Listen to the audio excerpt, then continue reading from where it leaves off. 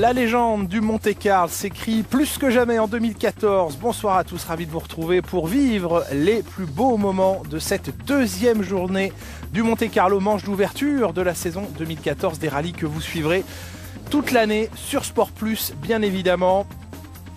Et un Monte-Carlo qui ne faillit pas à sa réputation. 3 jours de spécial, 384 km de compétition dans un premier temps autour de Gap, les Hautes-Alpes, avant de redescendre sur Monaco et sa principauté. Une première journée marquée ce jeudi par des conditions dantesques. Vous le découvrez, vous le redécouvrez, vous qui étiez avec nous depuis le début.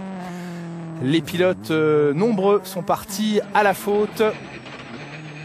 Et les choix pneumatiques lors de la première journée ont dicté la hiérarchie. La neige n'était pas attendue, elle était pourtant au rendez-vous sur les routes des Hautes-Alpes.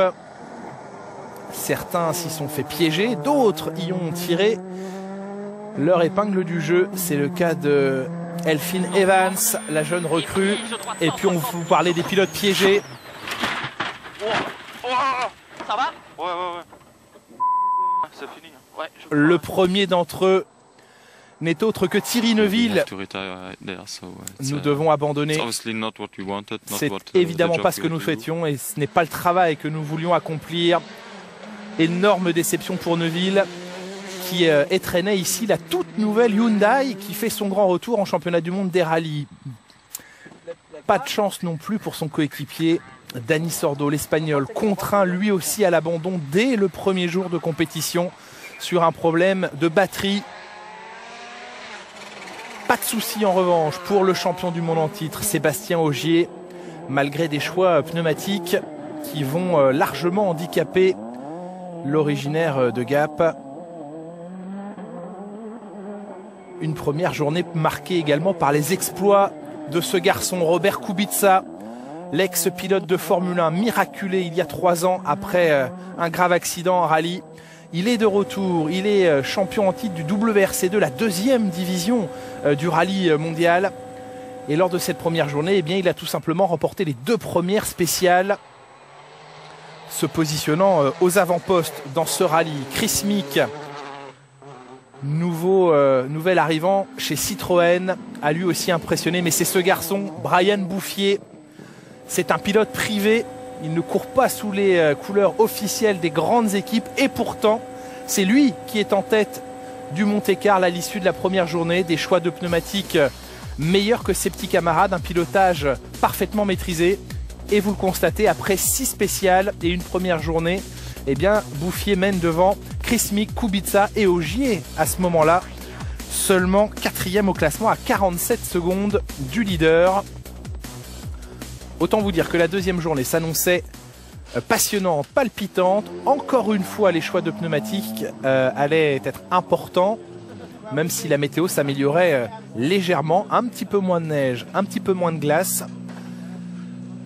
Et surtout, encore beaucoup d'eau et beaucoup de choix stratégiques dans les équipes. C'est le cas chez M-Sport.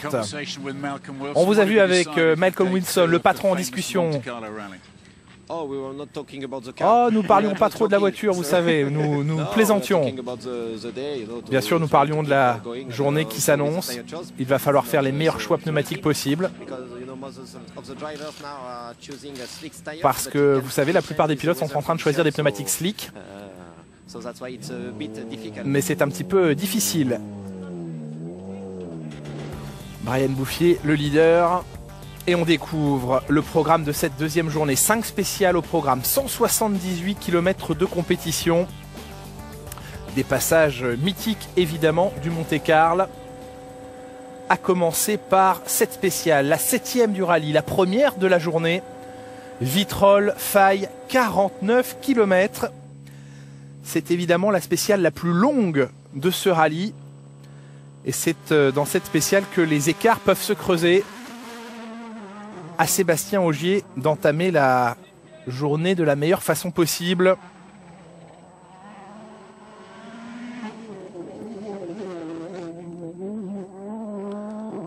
Ogier, à ce moment-là, 4e au classement général, qui n'a d'autre choix que d'attaquer.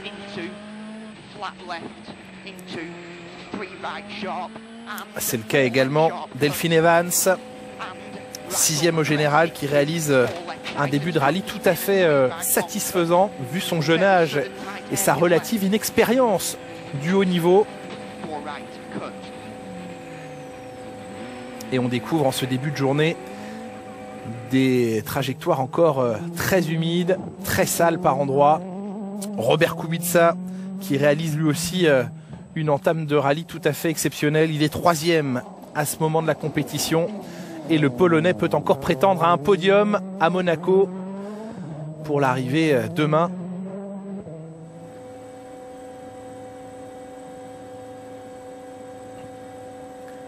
Robert Kubica dans l'une des parties extrêmement rapides de cette spéciale de 49 km.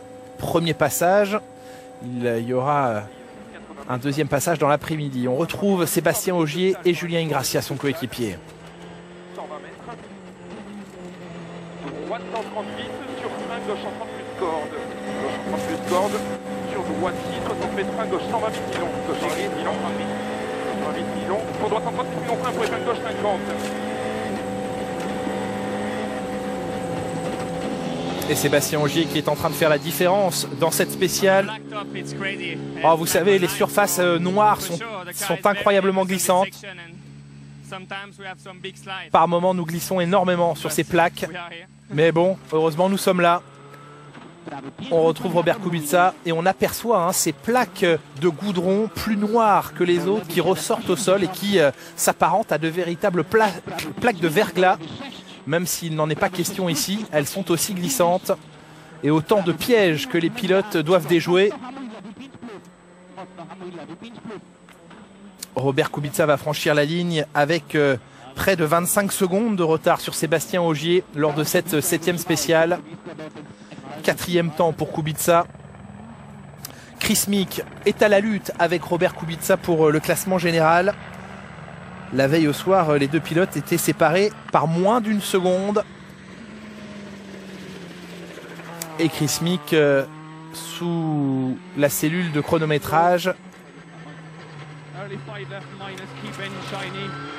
va parvenir à s'imposer face à Robert Kubica malgré les pièges.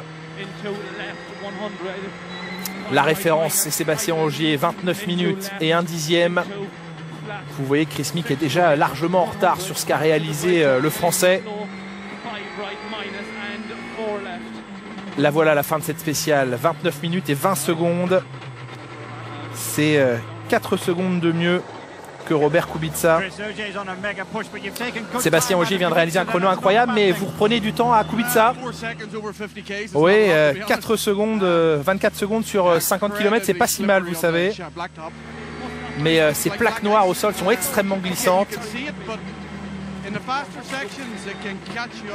Et vous savez, vous les voyez bien, mais sur les secteurs rapides, eh bien, elles peuvent vous mettre hors de la piste en quelques mètres seulement. Mais tout s'est bien passé dans les autres portions de la spéciale. Ça reste quand même très difficile. Brian Bouffier, il est leader ce matin du rallye Monte-Carlo.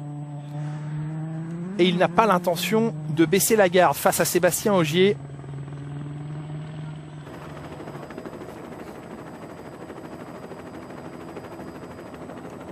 Bouffier, on le rappelle, qui est engagé ici en tant que privé, loin du soutien technique des écuries officielles, même s'il pilote une Ford Fiesta confiée à M-Sport. Ce que réalise Brian Bouffier est tout bonnement exceptionnel. Il le connaît bien, ce rallye Monte-Carlo. Il l'a gagné par le passé en IRC.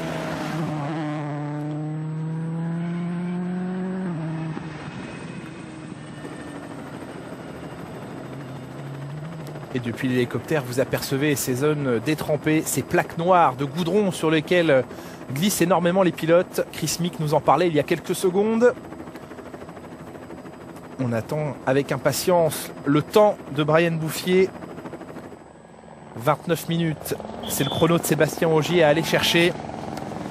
Et c'est un tout petit peu moins rapide pour Brian Bouffier. 11 secondes 7 de retard à l'issue de cette spéciale. Bouffier qui conserve tout de même la tête du rallye avec 35 secondes 6 d'avance sur Ogier et 47 secondes 6 sur Chris Meek qui prend un petit peu l'air face à Robert Kubica, 4e.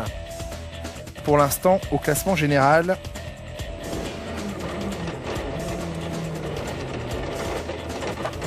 Et vous découvrez ici l'arrivée de la 8e spéciale.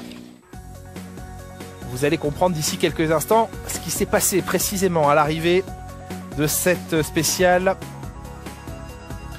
Alors que ici on redécouvre la région de Gap, les Hautes-Alpes, la région de Sébastien Ogier. Il court à domicile avec l'envie de remporter ce Monte-Carlo qui lui avait échappé l'an dernier face à Sébastien Loeb, on s'en souvient. Mais la route est encore longue jusqu'à Monaco. Bouffier leader devant Ogier et Mick. Petit rappel du classement général avant d'attaquer la 8e spéciale de ce rallye.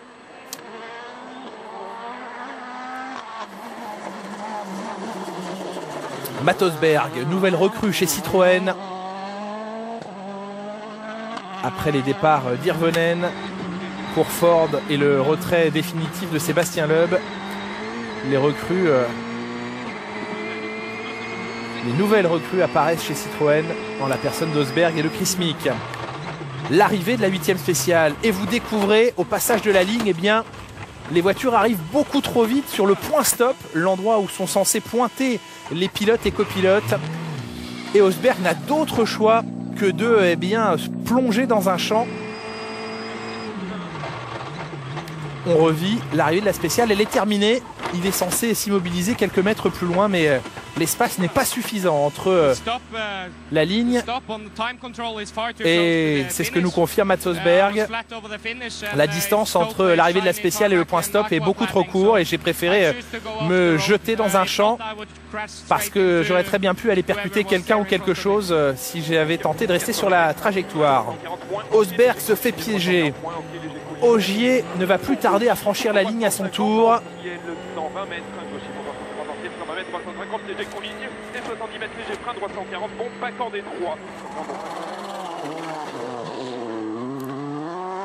Ogier qui poursuit sa remontée évidemment sur Brian Bouffier. L'arrivée de la spéciale à son tour. Et même cause et même conséquence pour Ogier. On vient d'entendre brièvement Julien Ingrassia dire n'importe quoi. Là aussi, le champion du monde piégé par la courte distance entre l'arrivée de la spéciale et le point stop. Et là, la Polo R se transforme en véhicule de franchissement. Incompréhension et colère de Sébastien Ogier, dont on revoit l'arrivée tout en glisse dans le champ. La route était humide. Et là, c'est une question de réflexe à ce moment-là. Je n'ai jamais vu ça, c'est complètement dingue. Le point stop est juste après l'arrivée. Gros coup de colère d'Ogier et heureusement sans conséquence ni pour le pilote ni pour les spectateurs et commissaires présents à l'arrivée.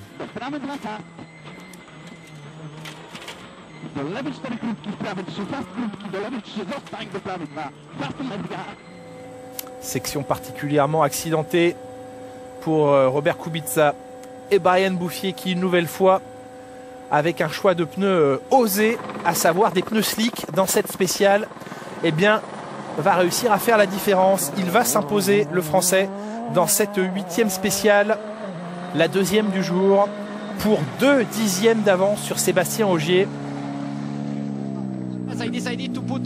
J'ai décidé de mettre 4 pneus slick sur la voiture. Ce n'était pas simple comme choix, mais ce n'est pas mal. Nous avons réalisé un bon temps, donc c'était la bonne stratégie à adopter. Bouffier toujours leader du classement général après la 8e spéciale, 35 secondes 8 d'avance sur Ogier. Mick 3e, Kubica 4e qui a lui aussi réalisé une belle performance dans cette 8e spéciale.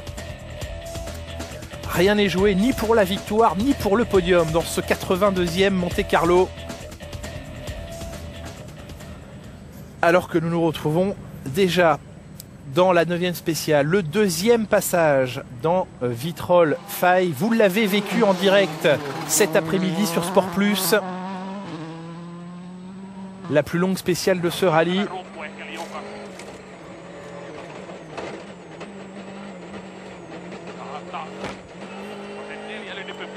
Jari-Matti Latvala, il est 6e à ce moment du rallye.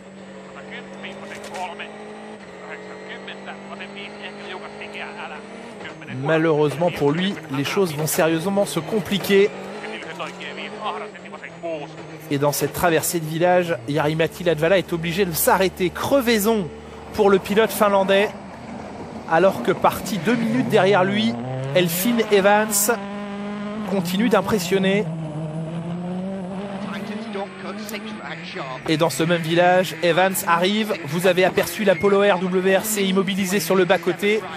Evans vient de combler les 2 minutes d'écart au départ de la spéciale.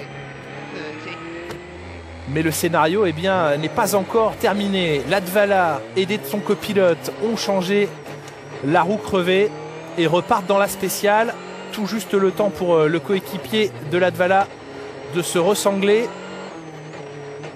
Et le Finlandais est de nouveau à l'attaque et ne va pas tarder à revenir sur Evans.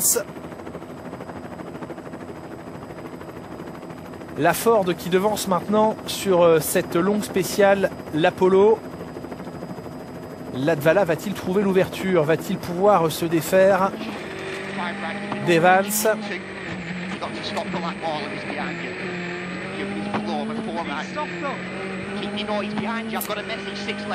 Et Elfyn Evans qui voudrait bien laisser passer Latvala mais qui le perd de vue. Et là nous sommes à bord de l'Apollo.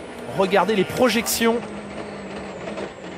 que reçoit le Finlandais. Difficile dans ces conditions de se rapprocher, mais de manière très fair-play. Evans s'écarte pour permettre à Latvala, qui est sur un rythme plus rapide, de poursuivre l'aventure. Mais évidemment énormément de temps perdu par Latvala. Quasiment 2 minutes d'immobilisation.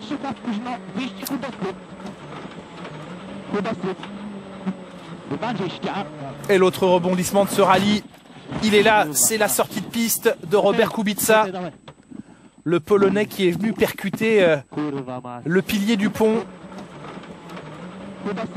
à faible vitesse, mais aucune adhérence dans ce virage à droite.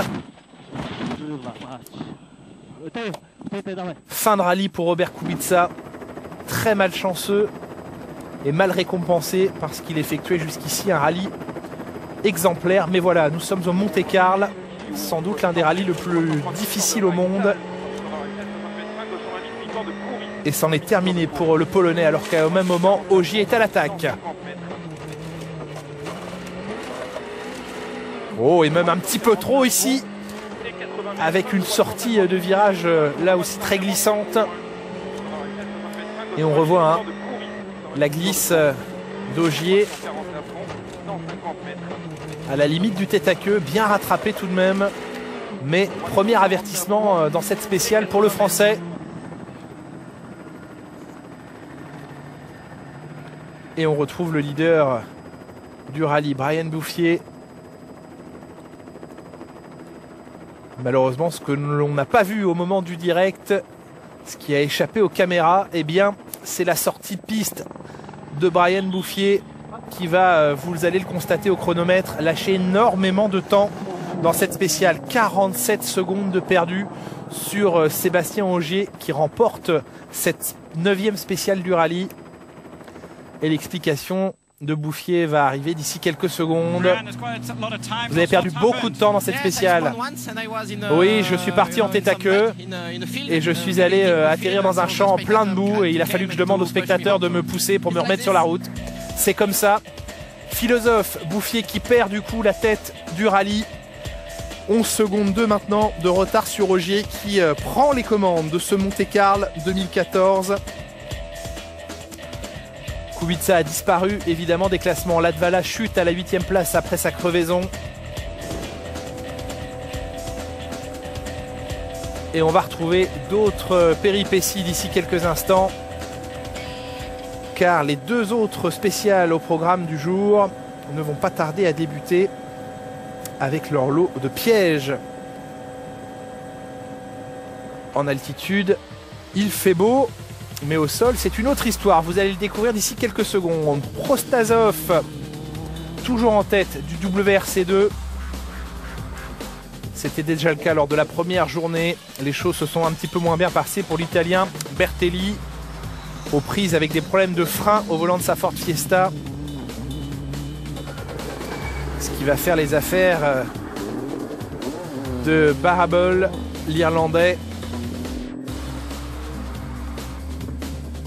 qui au classement du WRC2 va récupérer la 2e place.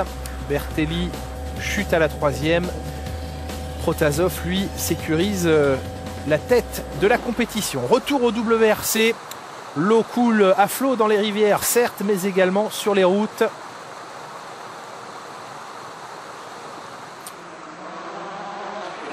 Alors que l'on retrouve ici Mikkelsen, le coéquipier de Sébastien Ogier chez Volkswagen. Et vous le constatez, dans cette 10e spéciale, la glace est au rendez-vous. Et les pilotes en pneus slick se retrouvent au ralenti. Et malgré de faibles vitesses, eh bien Mikkelsen se trouve piégé dans cette épingle à gauche. Sans gros dommages mécaniques bien sûr, mais la perte de temps, elle, est énorme et il faut l'intervention de nombreux spectateurs pour dégager la Polo du fossé. Je suis prêt, lui dit son copilote. La voiture n'est pas endommagée, semble-t-il. Et vous voyez, c'est sur des œufs que Mikkelsen repart dans la spéciale. Latvala, après sa grosse déconvenue de la précédente spéciale, eh bien, est de nouveau à l'attaque. Mais vous le voyez, lui aussi pris au piège de la glace avec des pneumatiques slick qui sont bien destinés en temps normal à une surface adhérente et sèche, et ça n'est pas le cas du tout ici.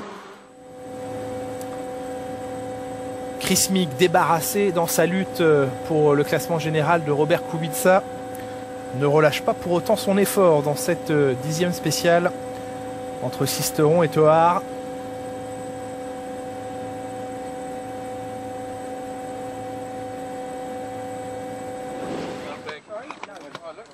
Alors qu'on se prépare pour le dernier passage, et vous l'avez compris, il va s'effectuer de nuit.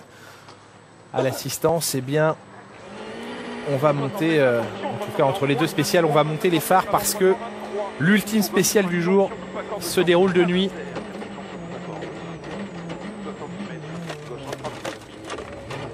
Et la magie du Monte-Carlo opère plus que jamais lorsque la nuit tombe.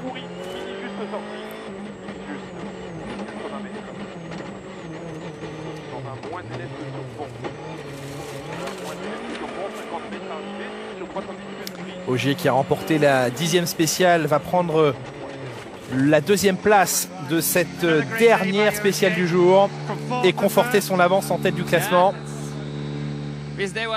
Oui, cette 2e journée s'est bien mieux passée que la première. Mais le plus important, c'est que nous avons été capables de rattraper notre retard, de prendre la tête du rallye. Mais demain, ce sera encore une difficile journée.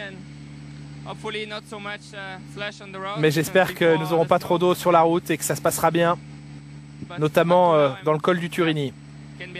Mais on peut être heureux de cette première journée, de cette 2e journée. Il peut l'être. Ogier leader avec 51 secondes d'avance sur Bouffier, plus d'1 minute 38 sur Chris Meek. À lui maintenant de parcourir les 80 derniers kilomètres prévus ce samedi de la meilleure des manières. Vos rendez-vous sur Sport Plus en direct, ne les manquez pas, 15h30 aujourd'hui, samedi, pour vivre la 13e spéciale en direct donc. Et puis nous nous retrouverons à 21h de nuit pour la toute dernière spéciale de ce rallye Monte-Carlo. Vous connaîtrez en direct sur Sport Plus le vainqueur de cette 82e édition. 15h30 et 21h, ce sont vos rendez-vous en direct sur Sport Plus. À demain.